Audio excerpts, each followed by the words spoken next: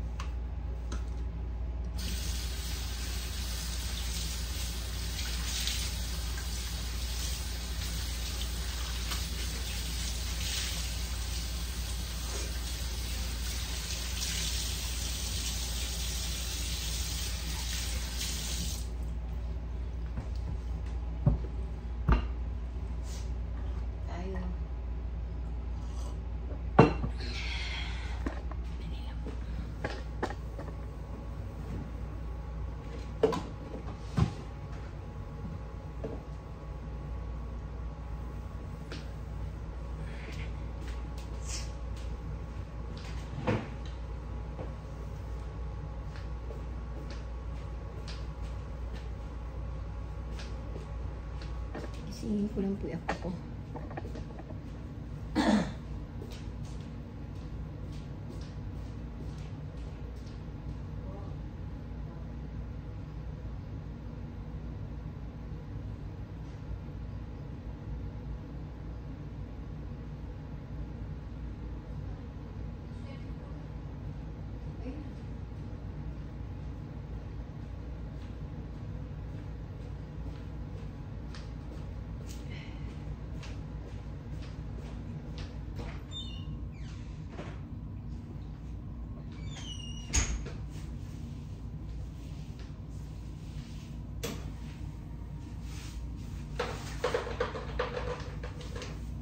Ulis muna po tayo.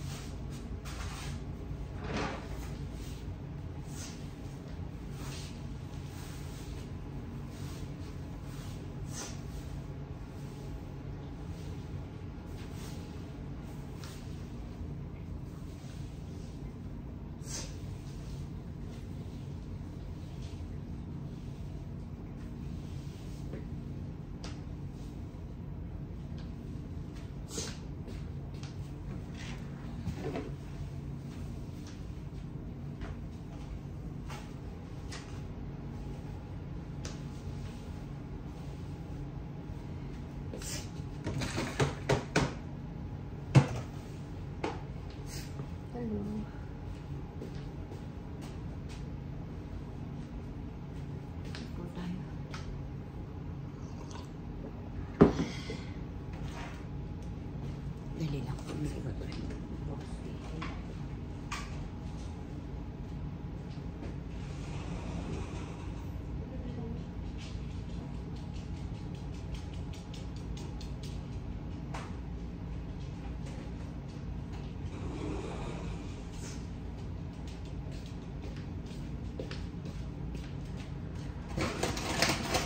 Roski, no? Kainin mo.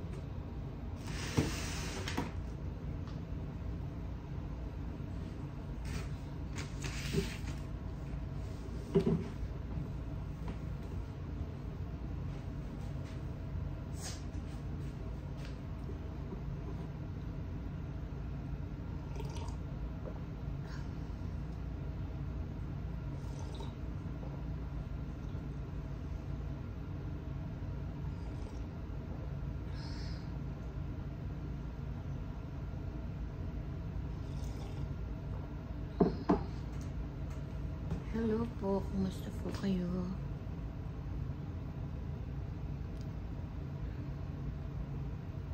Pag gumising ako.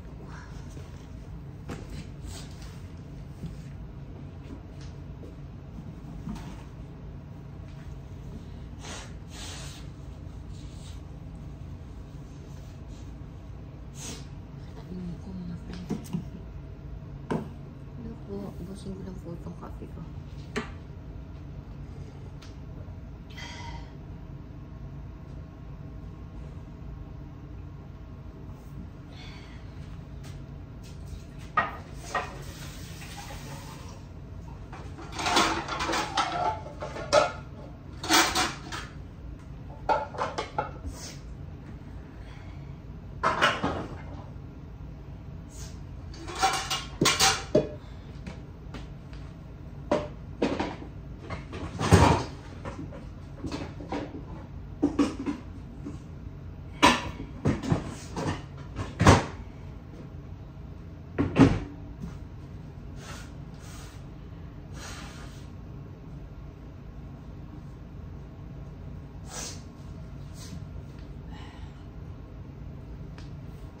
Hello po.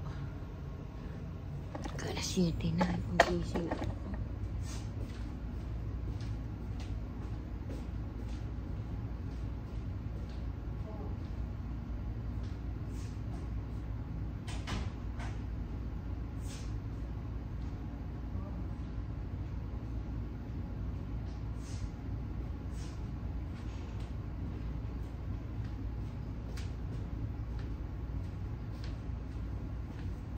Hello po. Sa labas muna po tayo mga friend. Antayin ko lang yung friend. Antayin mo.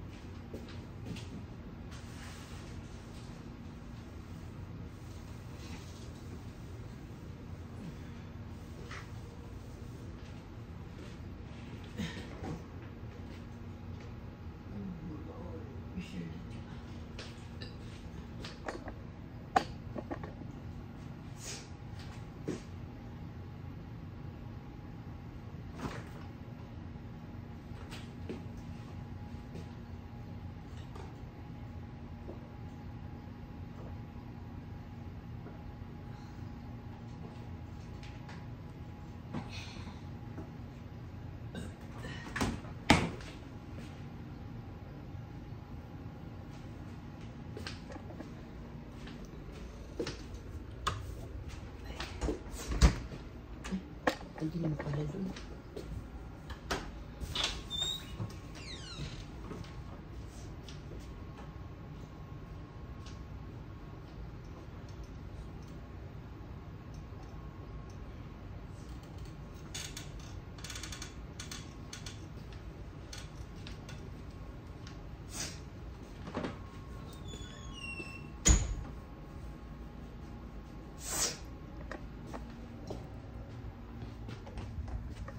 Good morning.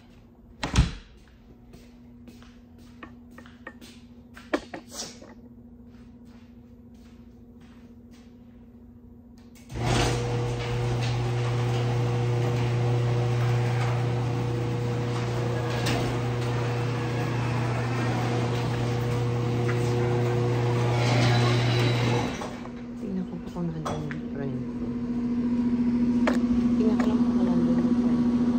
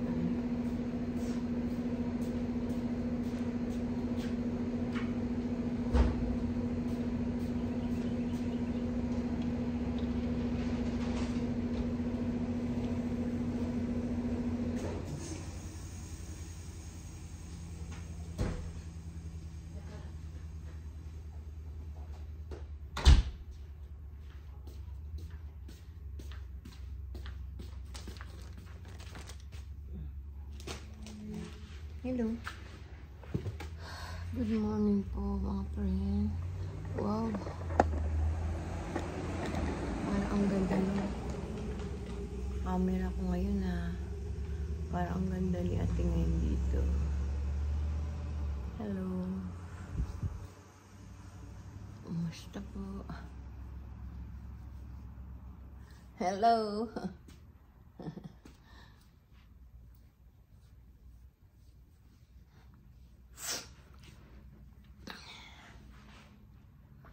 Hello po. Kumusta po kayo? Parang umulan kagabi. Umulan nga kagabi. Kumusta kayo mga friend? Meron dito ano pala? Tortillos. Tortillos. Hindi pala naubos.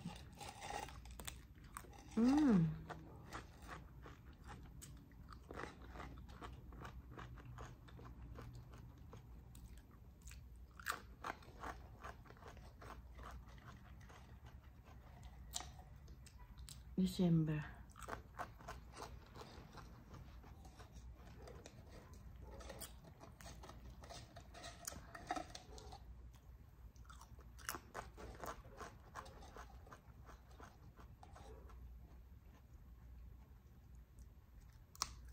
Naikot to ano na.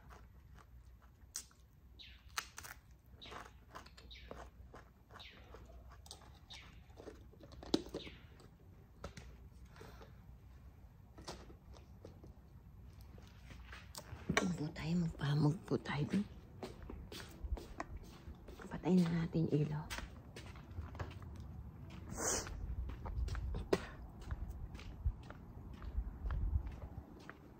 Hello po. Kahapon mga friend, nalimutan ko, nagbibideo pala ako. Ang haba tuloy ng video ko. Mga 5 minutes. Hindi ko alam na ano. Nalimutan ko, tumatanda na talaga ako. Iba na talaga. Pag tumatanda, daing nalilimutan. Pero asawa ko, hindi ko nalilimutan yon. Mahal na mahal ko yung asawa ko. Iba ko, pag tumatanda, iba na talaga. Marami ng bagay na nagbabago. Pati pagkilos mo, pati yung galaw mo. Hindi na masyadong galaw-gaw. Hindi katulad ng bata ka, maggalaw-gaw ka. Pero ngayon, hindi na. Maano na.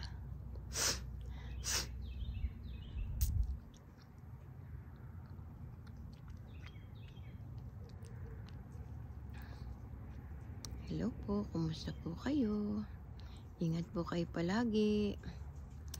Ayun po yung mga usang mga friend. Ayun, doon sila, ayun. Kita nyo po, ayan po. Sana bumangon ni apo ko.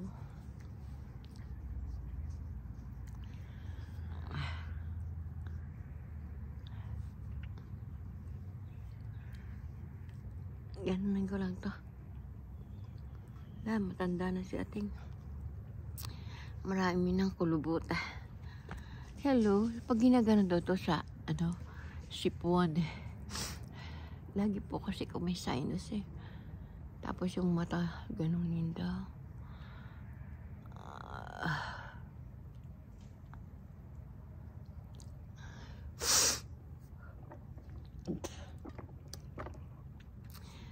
Gusto kong mag-exercise. Exercise ako maya-maya. Malapit na umuwi yung anak ko niyan.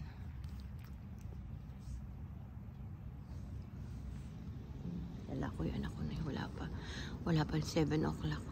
Tingnan niyo, magsa 7 o'clock na dito. Tahimik pa rin po mga friend, di po ba? Tahimik pa sila. Tawa ko sa asawa ko. Kahapon daw, may kumatok daw ditong lalaki matanda na may dalang aso. Hindi niya kilala. Kapatid yun nung nanay ni Michelle. Hinahanap daw yung sombrero. Hindi naman niya alam po saan nakalagay yung sombrero.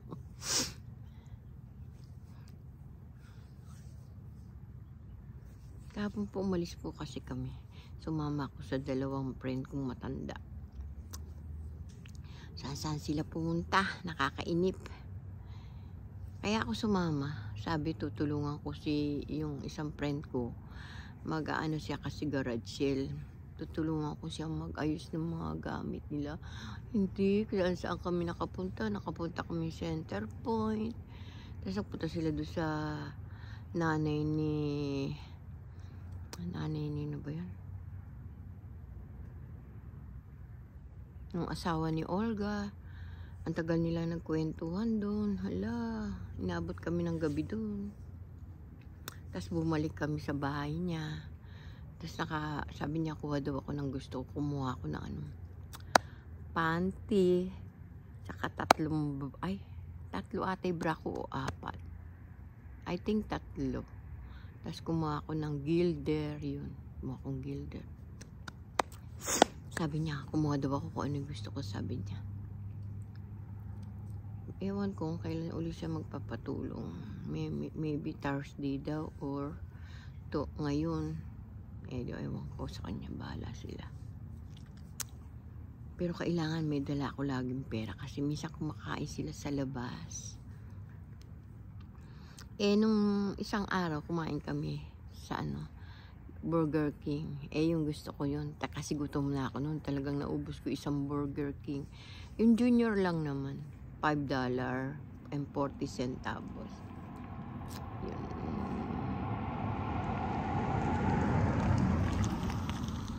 40 centavos. Yun ang binili ko. Binigay ko yung barya ko. 40 centavos.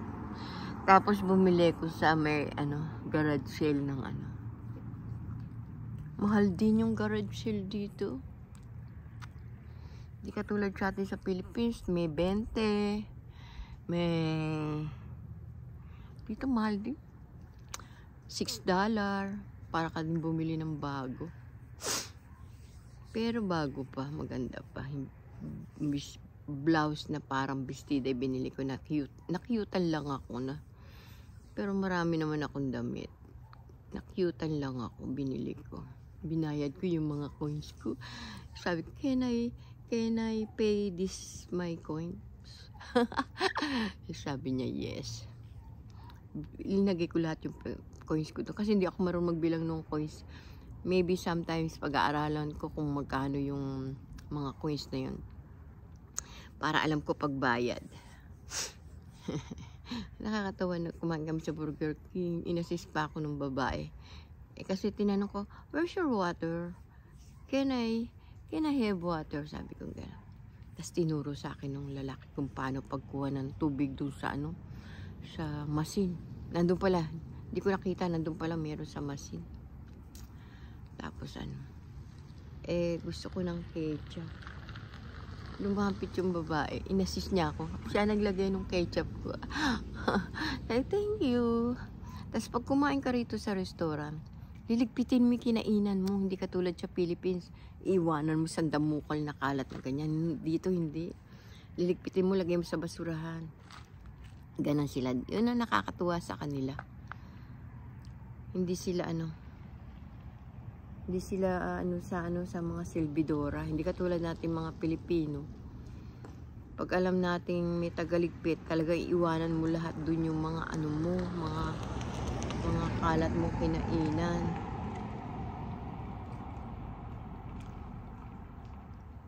Ganon. Dito hindi. Diligpitin mo yung mga kalat mo. Lalo sa Hawaii, lahat talaga liligpitin mo. Tapos babalik mo yung tray doon sa lalagyan doon. Nakakatuwa po talaga dito sa Amerika. Very sila. Helpful sa mga silbidora. Hindi sila mga bastos sa mga silbidora.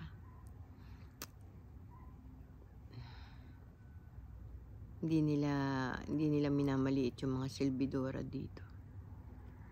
Nakakatuwa sila. Pero meron din mga Amerikanong mga ibang ugali, mga Mexican. Para din Pilipino. yung ugali nila. Pero mas mababait ang Pilipino kaysa sa mga banyaga.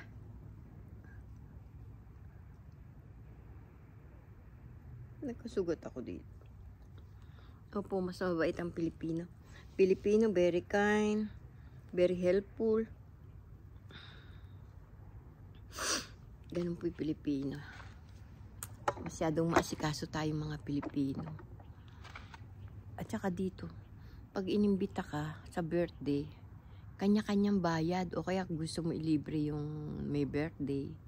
Ganun. Di katulad sa atin, pag inimbita tayo ng birthday, meron pang Sharon. Dito hindi. Kanya-kanyang bayad. Nagulat nga ako nung inimbita kami sa quinceañera, yung babae, dibu. Para bang dibu ng babae, quinceañera. Sa Mexican kasi ganun, quinceañera. Mga Mexican. May baon pa sila pa ng alak. Basta may baon silang alak. Yung inumin nilang alak, may baon sila. Ganun pala dito. Magdadala ka ng baon mong alak. Kung gusto mong uminom, magdala kang alak. Katuwa, ano? Pero pag kuwari inimbita ka sa sa may venue, libre pagkain, yung ganun. Pero pag kuwari pumunta kayo sa restaurant, magkikita-kita kayo doon. Kanya-kanya kayong bayad. Ganun dito. Ang ganun ang culture nila dito. Hindi katulad sa atin, pag inimbita ka, libre, di ba? Libre lahat. May Sharon pa. Kakatuwa. Iba ang kultura nila dito. Tsaka dito, kanya-kanya. Alam mo, may mga kapitbahay ka nga. Maraming taon. Makikilala mo lang. Kilala mo lang sila. Ganun lang, pero walang Kaya yung iba siguro namamatay na lang sa loob ng bahay, walang nakakaalam. Kasi walang pakialaman sila dito. Wala ka sa buhay mo kung ano gawin mo rito. Ako lang yata yung kasi Pilipino ako, di ba? Dugong Pilipino. Yung namimigay. Ako lang yata ganun dito. Kaya natutuwa sila sa akin dito. Mabait daw ako, sabi nila. Ay, totoo naman yun, talagang mabait ako. Di po ba? Ang pagmamalaki ko lang sa sarili ko, talagang mabait ako. Mabait ako sa kapwa. Mabait ako. Ayan na naman po si Atin, mag-imot na naman. Mabait ako sa magulang. Mabait ako sa mga anak, sa mga apo. Mabait ako sa asawa. Opo, sobrang bait po ako talaga. Sabi nga po ng apo kong Angelito, Lola, bakit parang hindi kita nakita nagagalit? Sabi ng apo ko. Pero deep inside, nagagalit din po ako. Pero hindi ko pinapakita sa kanila, nagagalit din ako. Umiiyak din ako. Nasasaktan din ako. Pero hindi ko pinapakita sa kanila. Pero minsan, pag hindi ko na kaya, umiiyak na lang ako. Ganun po si Ating. Iiyak na lang ako, ganun ako. Hanggang kaya ko, titiisin ko. Pero pag punong-puno na ako, umiiyak na lang po ako. Tsaka maramdamin po si Ating. Konting salita lang. Nagtatampo ko. Nagdaramdam ako, ganun si Ating.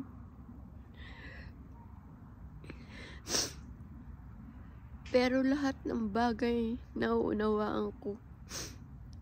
Sa mga kapaligiran ko, naiintindihan ko lahat yan. Alam ko lahat yung galaw nila. Ganon si Ating. Kaya inihiling ko kay Lord, sana bigyan pa kami ng mahabang buhay ng asawa ko. Para makita ko pa yung mga apo ko na lumalaki, kung anong magiging buhay nila.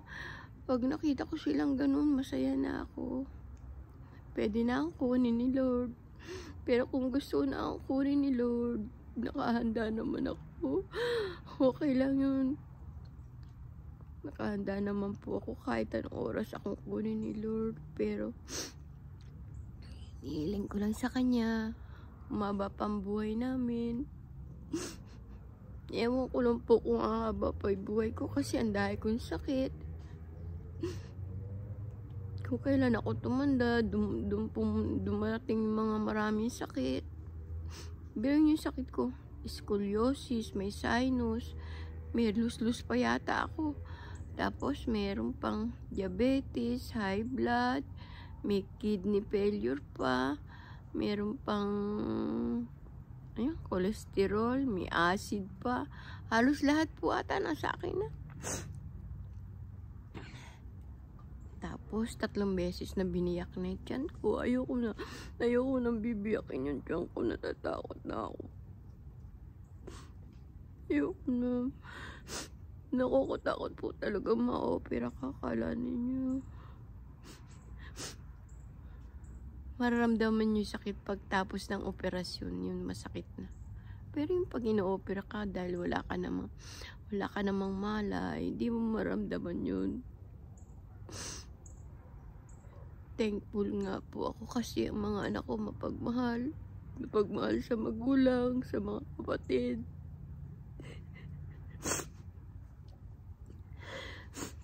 Mahal na mahal nila kami ng papa niya.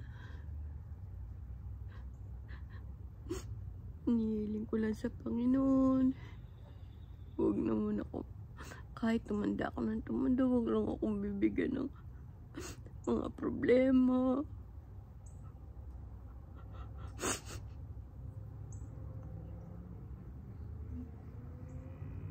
Ganyan lang si Ateng. Ipon ako.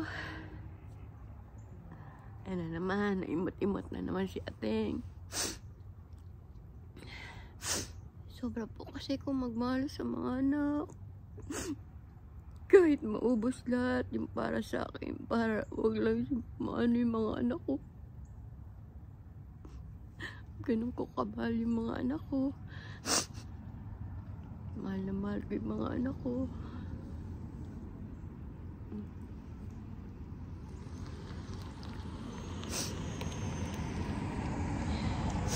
Hindi, dumaan yata yung friend ko. Siguro hindi siya umuwi. Ay, siya ba yun? Ay, hindi.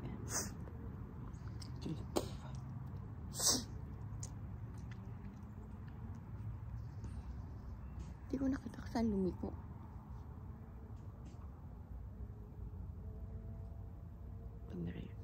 Yung isang friend ko, namimiss ko siya kasi hindi na siya dumadaan dito. Ewan ko bakit. Hindi na niya ako dinadaanan. Busy siguro siya sa paghahanap buhay.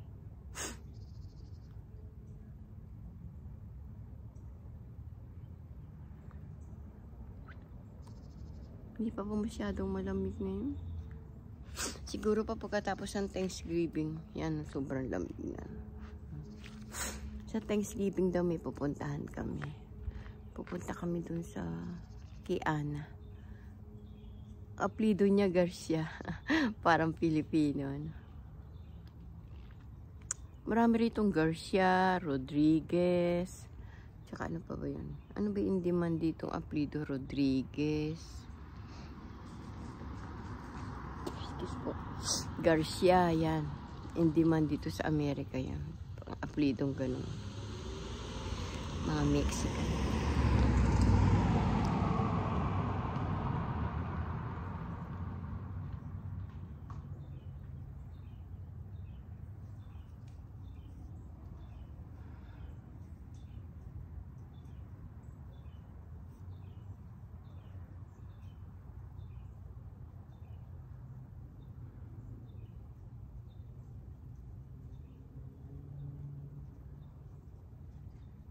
Share ko lang po sa inyo ano ko. Ay, sige po mga friend. Bye-bye na po. See you tomorrow. I love you all. God bless always. Paki-like and share and click notification po para updated po kayo sa mga video ko.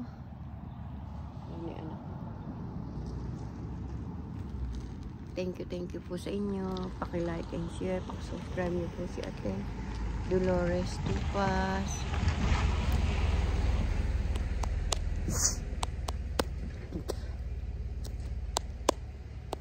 Sige po, bye-bye na po. See you tomorrow. I love you all. Mga kasenyor, ingat po tayo. Mahirap po magkasakit, may pera o lalo po kung walang pera.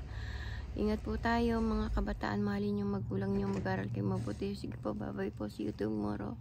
Mega shoutout po sa inyo.